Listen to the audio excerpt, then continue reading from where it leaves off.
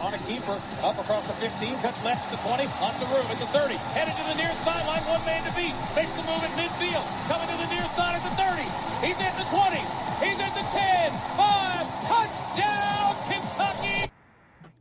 Welcome into another episode of Believe in Kentucky. My name is Vinny Hardy. Got AG Aaron Gershaw from the Cat's Paws and a special guest that Aaron talks about. We mentioned him a few times before from KSR, Jacob Polacheck in here with us, man. Appreciate you for hopping on, Jake. Yeah, thank you guys for having me. Excited to be here.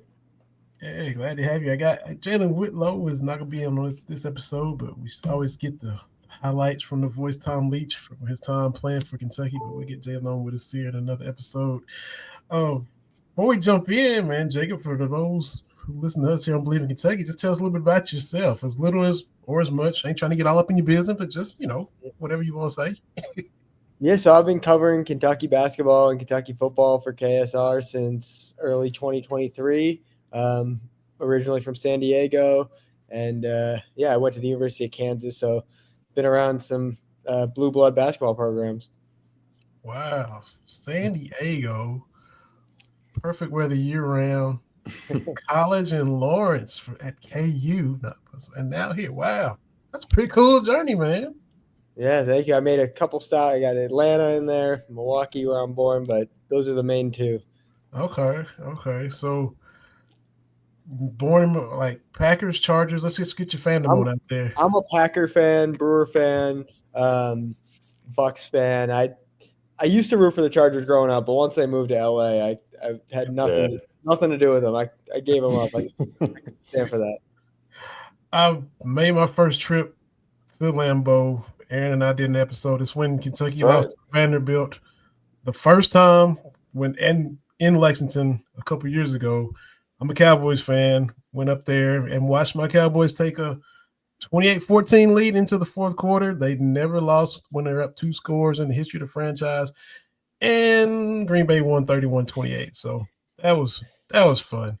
But cool stadium. Went to the Packers Hall of Fame, the cheese curds, the brats, the whole nine. So got to check out the bucket list. And all the cheeseheads were cool, but so it was fun. Just y'all stuck it to us and ripped the dub away from us, but that's how it goes sometimes.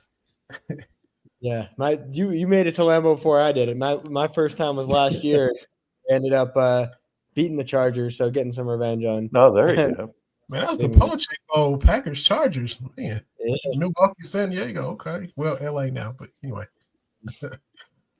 We're back here after a week off. As always, y'all feel free to subscribe and check out the podcast, Believe.com, Believe Podcast Network. Check out our link tree on Twitter. Subscribe and like on YouTube and Spotify, Apple Podcasts. We got, reviews and 5 stars from Tennessee and Louisville fans. So BBN, y'all get in here and give us some love in the ratings and reviews as well. Guys, we got the Brown game, first game in a long time.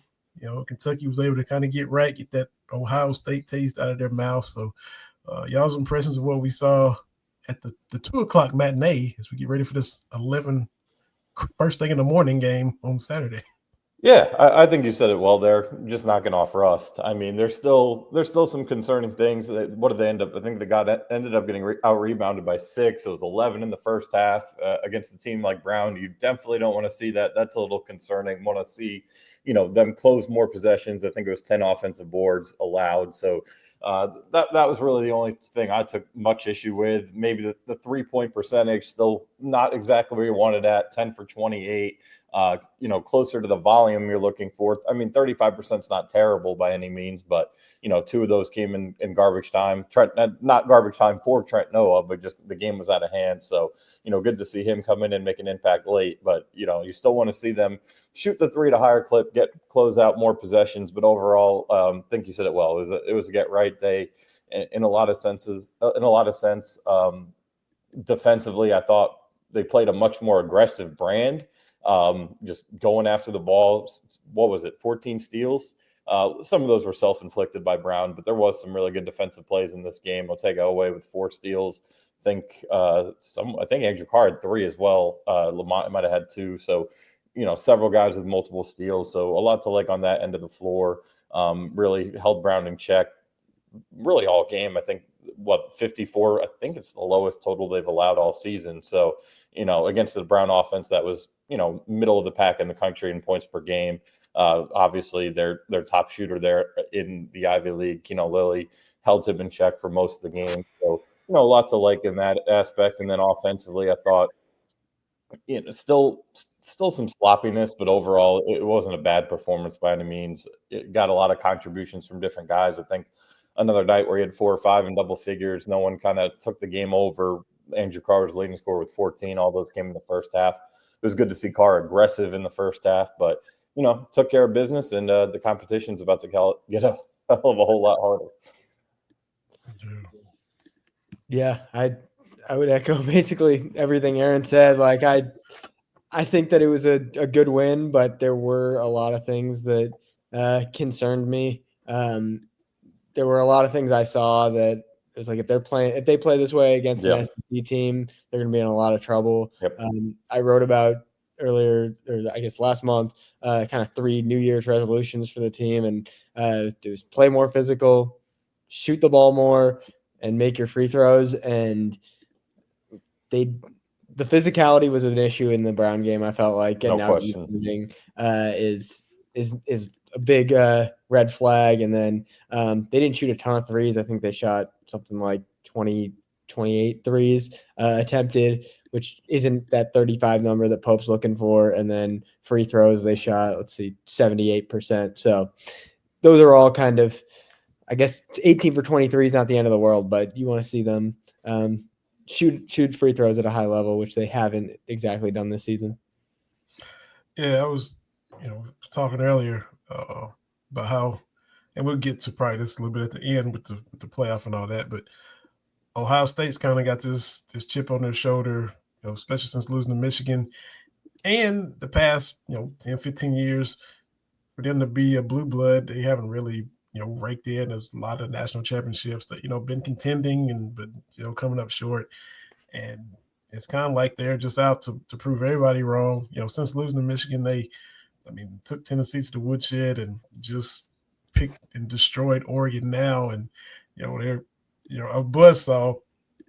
Maybe Kentucky is gonna prove us all wrong, because a lot of us you're glad to see this 11-2, glad to have a win over Duke, glad to have a win over Gonzaga, but just I think in the back of our minds we keep worrying about these tough, physical, athletic SEC squads. If they punch you in the mouth, how are they going to handle it? Can the system withstand this gauntlet? Can this precise style of play that Pope wants hold up in this grueling conference? We're going to find out. We're going to find out quick. They may jump in and just slice and dice everybody and have us thinking, oh, what are we worried about? But until we kind of see it, we're all going to be like, well, there's dudes that are just as tall and strong as Amari Williams. They can jump higher and, more. So we just kind of, we'll find out Saturday morning at 11 and from the rest of the season. But until we, it's just this little angst, happy about what's happened, but still a bit worried about that comment.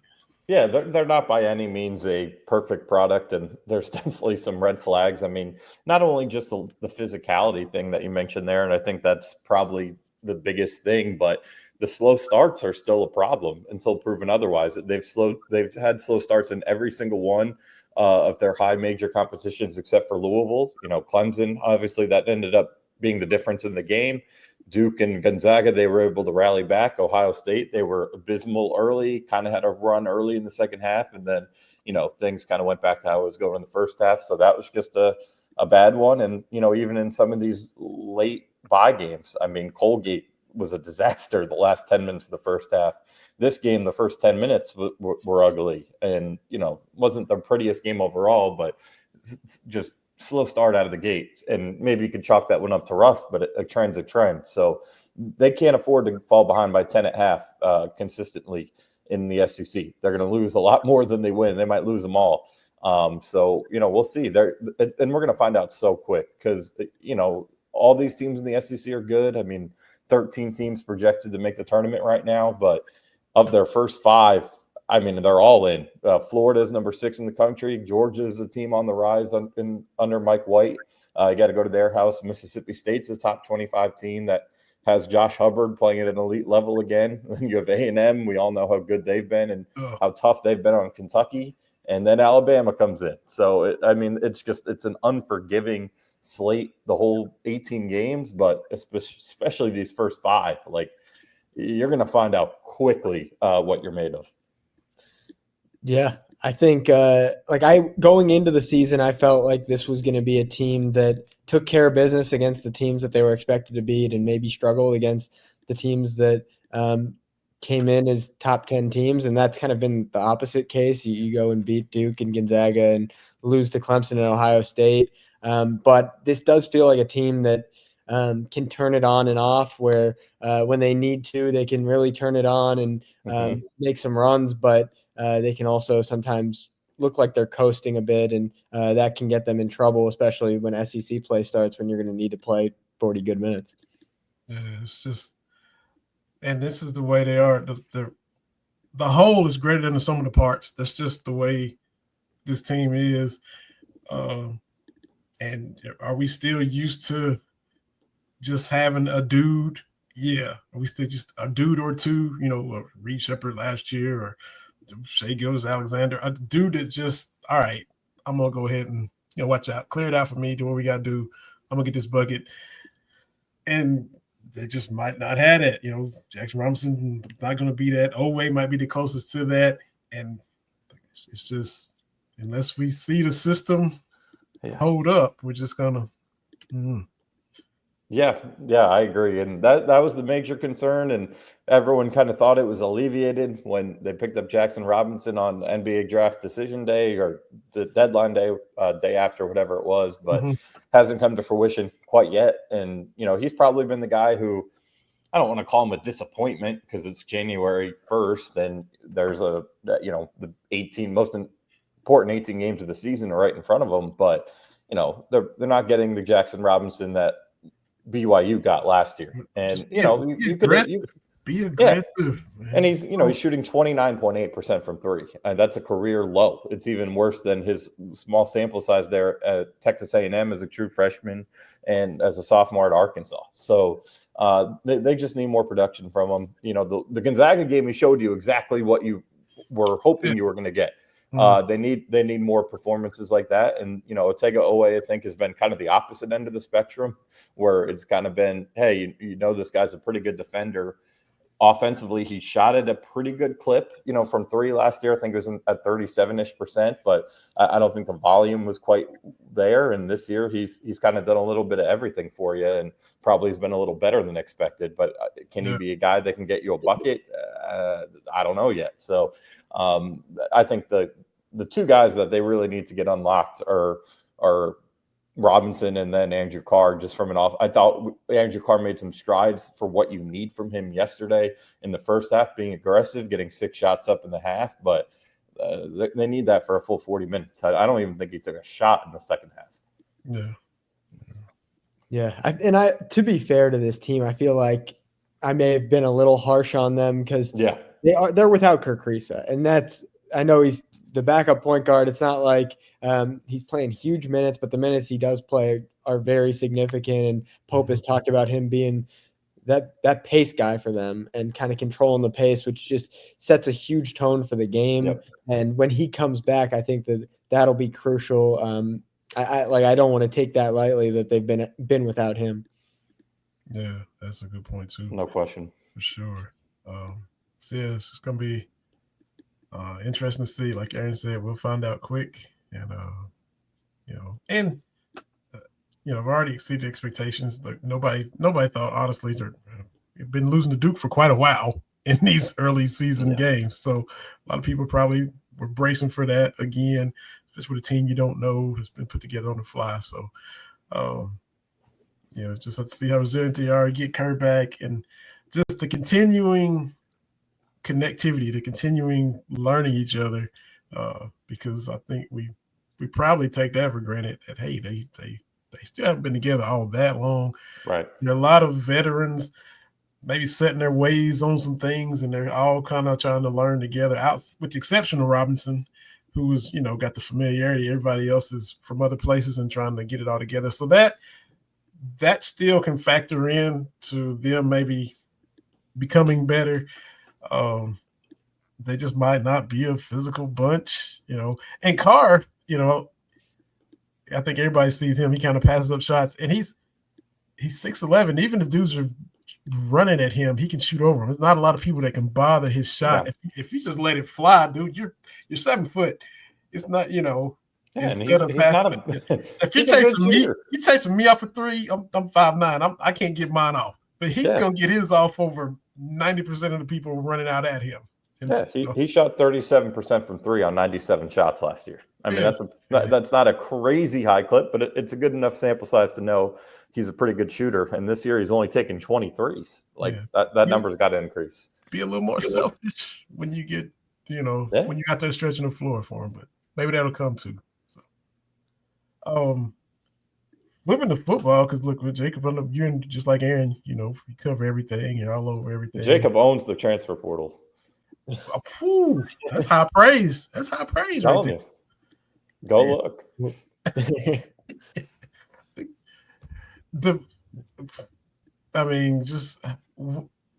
think I put a poll out, or I was about to on our Twitter. What's, in y'all's opinion, to this point? Because what's been the biggest blow, most brutal blow, or the worst look for Kentucky?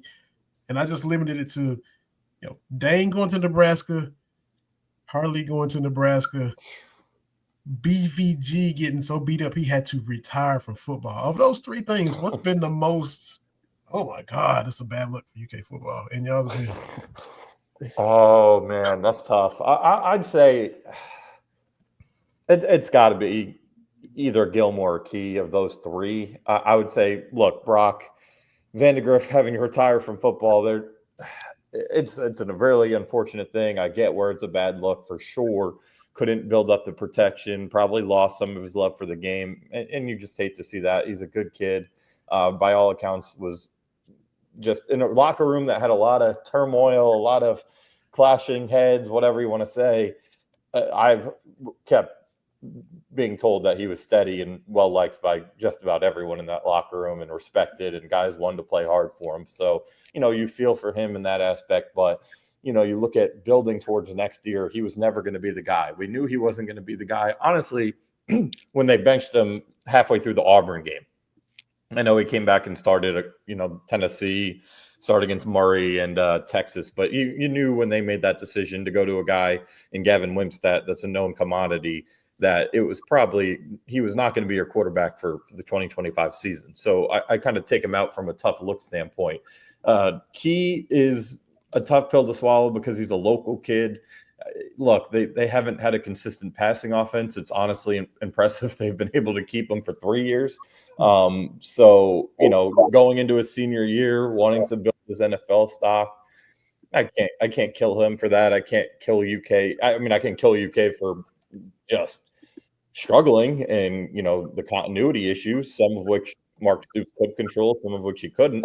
But I'll go with Hartley Gilmore because that was a guy they talked almost ad nauseum about last spring camp, about how he was the star of the show, most mature 17-year-old they've ever had, ever seen. Guy who could just do it all. Guy who's going to be an instant playmaker. Unfortunately gets hurt, so that instant playmaker status or whatever they thought he was going to be never got a chance to present itself. But he did show some things toward the end of the season.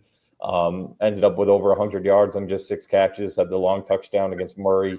Guy that you felt was probably going to be in your starting lineup next year with the losses of not Macklin, they kept Macklin somehow, but with the losses of Key, the losses of Barryon Brown, Anthony Brown Stevens, you felt like Hardley was probably going to start, Macklin, and then one of the guys who added out of the transfer portal. And, that's a guy, not only was he going to start next year, but a guy who had 3 years left with.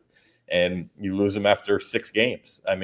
Or 7 games, whatever he ended up playing. That's a pretty brutal blow for a guy they talked up very, very highly and clearly from all what they're letting out. I've heard there's some things that might have happened off the field that I don't know enough information on to report here, but just the optics of it when you're talking about a guy that was just hyped up to be this next big time player for you, it didn't come to fruition in year one. Nothing Kentucky could do with the injury, but it didn't come to fruition. And now he's gone after 1 year following the wide receivers coach that walked out on you on 1 year. That's probably the toughest PR hit. And I think you got to throw Keyshawn Silver in the mix too. I mean, you're talking about, you don't find these 330 nose tackles out there often. There were very few options in the portal that could have replicated that for Kentucky. I know they've made contact with the kid from Georgia that was supposed to visit. He ends up at, I believe, USC as well. They reached out to a kid who ended up going to Miami, a kid out of Law Tech, but you're not going to easily make up for Keyshawn Silver. That was a guy I know for a fact they didn't want to lose, and they did. So I'd say Hardley is the toughest, but I'd honestly put Silver 2 and then Key and Vandegrift 3-4 in that scenario. What say you, Jacob? Yeah, I completely agree with Aaron. I think it's Hardly, and I agree with everything he said. I'll add a few things that make this even harder to stomach. It's one, you kind of felt like you got the rug pulled under from you, because he entered the portal, and then there were talks, he's seriously considering coming back, and you kind of get your hopes up about a potential return just for him to go and commit to Nebraska. It would have been one thing if he entered the portal, there was no talk about returning, and he commits to Nebraska, and you feel some way. But to kind of have that talk about him considering a return makes it more difficult to stomach. And then the other point is just, I know that him and Cutter Boley were super close, and they had been kind of developing chemistry for a very long time since high school. So it's not only a loss.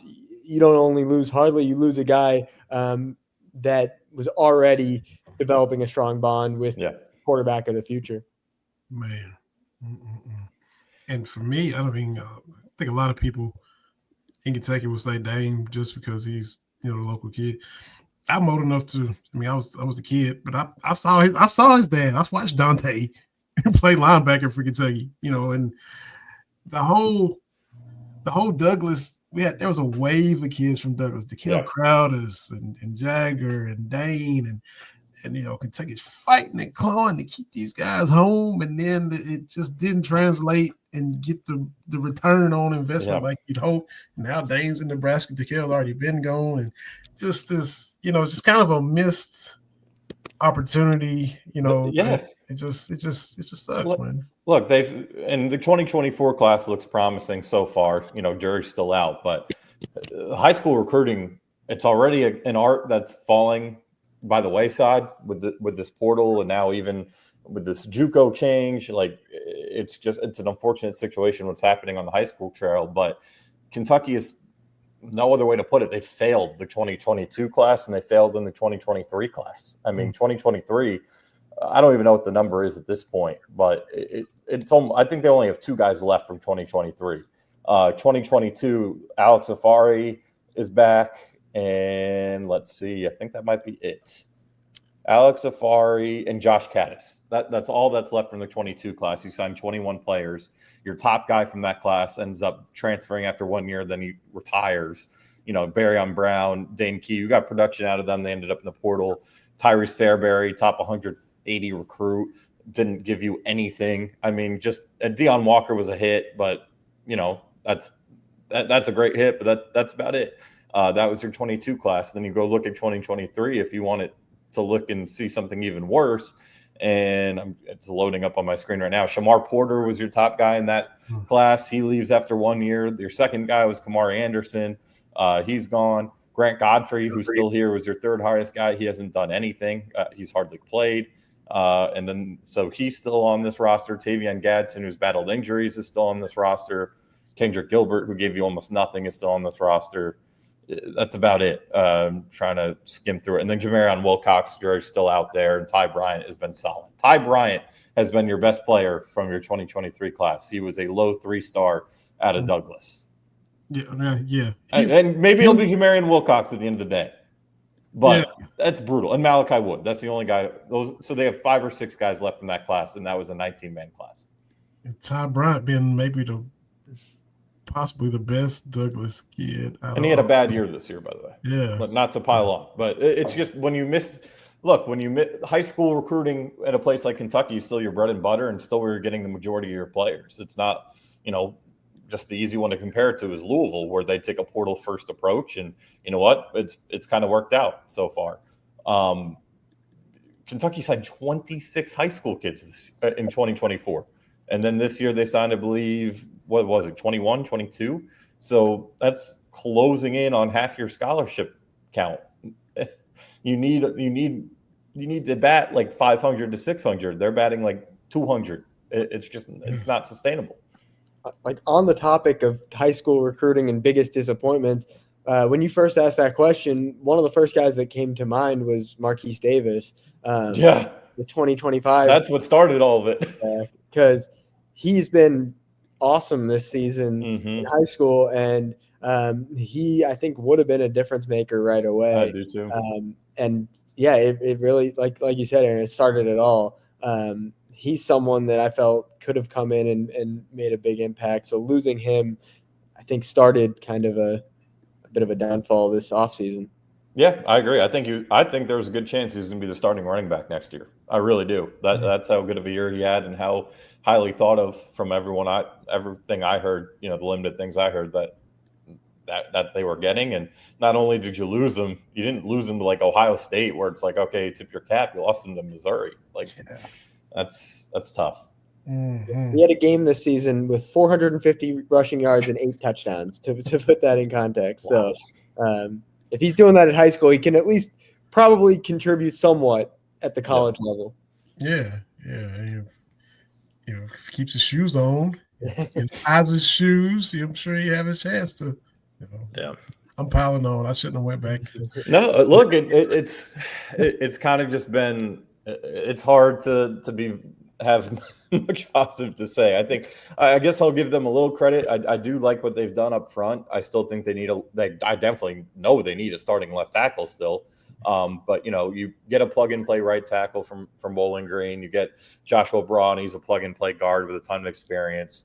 You get Evan Wibberly, a plug and play center. So, those are good gets. I like Cameron Olds out of Kent State at the edge position. So, it's not an F, but I don't think it's a C either. I think it's somewhere in between, and that's not good enough. And you had so many. Did I cut you off, Jacob? No, I was just going to say, like, the one thing I'll really give them credit, Jaden Williams, the Wyoming transfer, he was set to visit Georgia. Georgia was really after him. So to land that, super impressive. But yeah, I'm kind of in the same boat as Aaron. It's hard to give this staff a C for this offseason or anything above it. And so many things to fix, and so many holes to try to patch, and it's not going to be a lot of optimism, a lot of excitement, and they're going to have to show it, and nobody's really expecting a lot out of them, because it's just hard to see.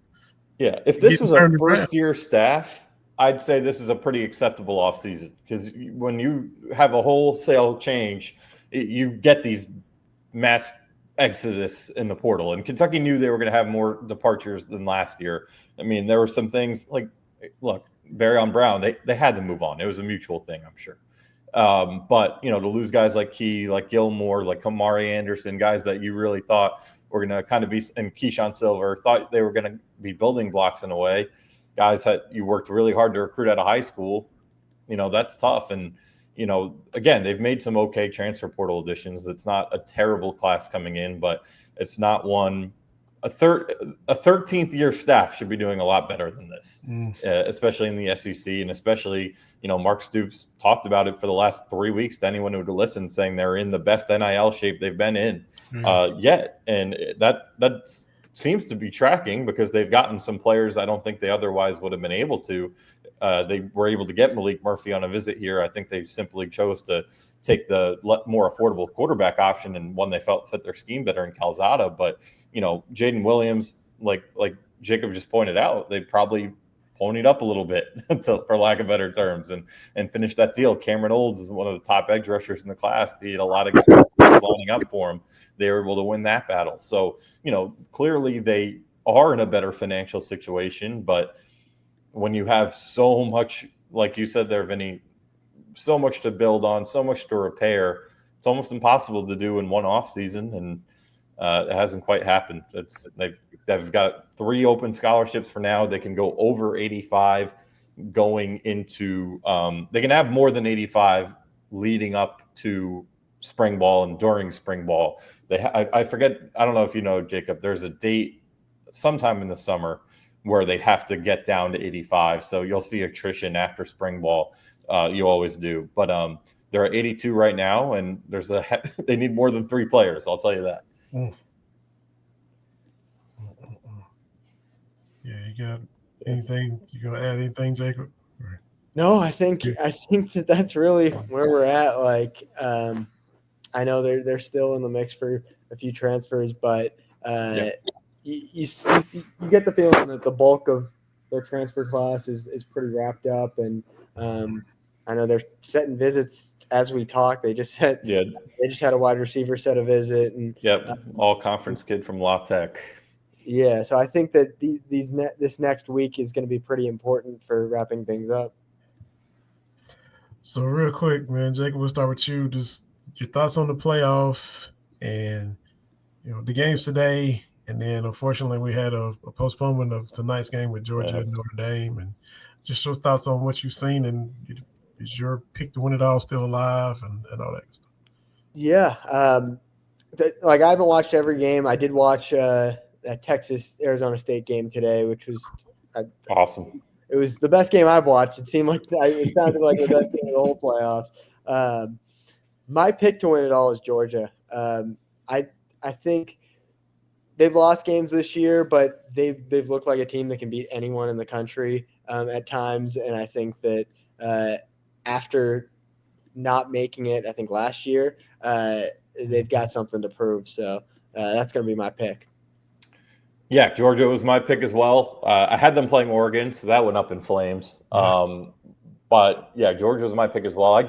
After the way they beat Georgia Tech, I know Georgia Tech's not great, but that epic comeback and 8 overtimes, whatever it was just like, all right, it feels like we're about to see a team of destiny type thing. And even with the backup quarterback, I actually don't think that's too big of a loss the way Carson Beck played this season. I've been on Georgia. I still think it'll be Georgia. I came away very impressed with Ohio State today. I was not expecting that at all. So that changes my thinking a little bit. I think they'll ultimately beat Texas the way those two teams look today, and it'll probably come down to Georgia and Ohio State. But it's going to get really interesting if Notre Dame knocks them off tomorrow, and it's Notre Dame, Penn State, and Texas, Ohio State. Then I'd probably lean to whoever wins that Cotton Bowl next week. But the playoffs outside of the Texas Arizona State game have kind of been a little bit of a letdown. Haven't had any close games. Haven't really had an upset. I guess today was a bit of an upset, but nothing. I don't know what the line was. Those two teams played to a 1-score game or 1-point game in Eugene, so it couldn't have been that big of a line.